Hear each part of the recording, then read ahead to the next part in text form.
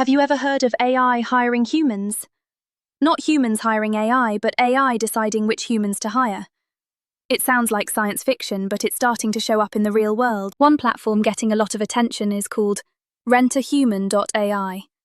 Today we'll break down what it is, how an autonomous agent can use it, and why the internet can't stop arguing about it. In simple terms, RentAHuman.ai is a marketplace where software agents can search for people, book them for a task and pay them, so the AI can get something done in the physical world. Because no matter how smart a model is, it can't walk into a post office, take a photo in a specific place, or drop flowers at someone's door.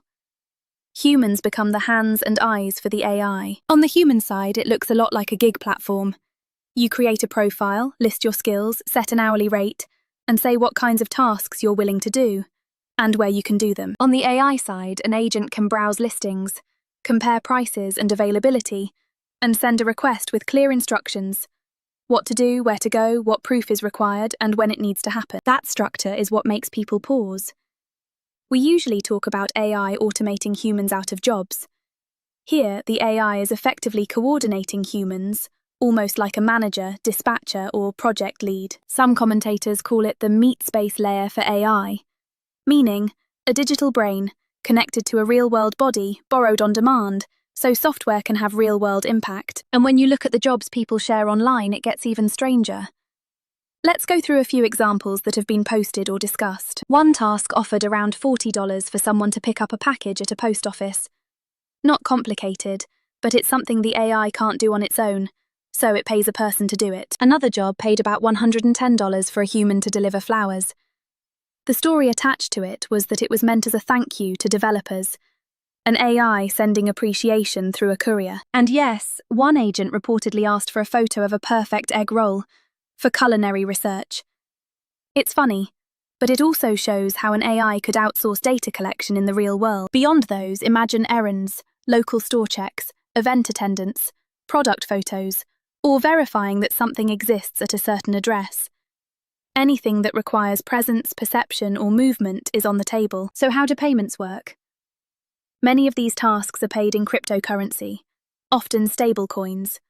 After the human provides the required proof, the agent releases funds directly to a wallet. Supporters say this could open a new kind of gig economy: fast, global clients, clear bounties, and work that's flexible, especially for people who like quick physical tasks instead of long remote projects. But critics point out the risks: unclear responsibility if something goes wrong, pressure to work for low rates, privacy concerns when humans are sent to real locations, and the possibility of scams or unsafe requests. There's also a deeper discomfort. If machines can post work, choose workers, and evaluate results, that shifts power toward whoever controls the agent, and it blurs the line between tool and employer. Tens of thousands of people have reportedly signed up already, but moderation and task quality are still big challenges. If this scales, the rules and enforcement will matter as much as the technology. So here are the big questions. Should an AI be allowed to employ people? Where does accountability land? And is this empowering or quietly exploitative? RentAHuman.ai may be quirky, but it's a glimpse of a future that's arriving fast. In the short term, it's easy to see the appeal. An agent that can coordinate errands while you sleep, or a business bot that can dispatch local help on demand. But it also raises practical questions. How are tasks screened? What counts as valid proof? And what happens if a human says the job is done but the agent disagrees, or the instructions were unclear? There's the safety side too. If an AI can send someone to an address, does the worker know enough about the situation? And who steps in if the task crosses a legal or ethical line? Even the payments are a double-edged sword. Stablecoins can be fast and global, but they can also make disputes, refunds, and identity checks more complicated. Ultimately, this is a new kind of coordination layer, software that doesn't just generate text, but directs real people in real places. Whether that becomes empowering or exploitative depends on the rules we build around it. So keep an eye on platforms like this. They're not just a novelty, they're a preview of how AI systems might interact with the physical economy.